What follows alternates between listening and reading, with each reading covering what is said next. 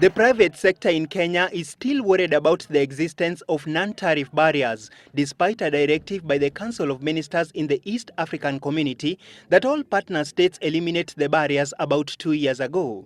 Our key issues have been within the East African Community and the non-tariff barriers and so forth, which we've been done quite a lot to try and sort out, but we have had our challenges there. And I think that is slowly beginning to get some traction, but there's still a lot to be done in that area. Speaking during Prime Minister Raila Odinga's roundtable meeting, players from the private sector acknowledged efforts done by the EAC member states to ease business environment in the region, but the existence of non-tariff barriers will slow down the integration process.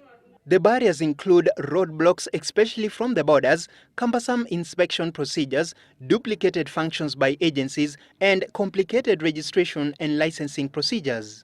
It's work that has been done from Kenya, but also within the East African community itself, in terms of trying to create the right legislative environment across all countries that will allow us to have better dialogue and then remove the non-tariff barriers.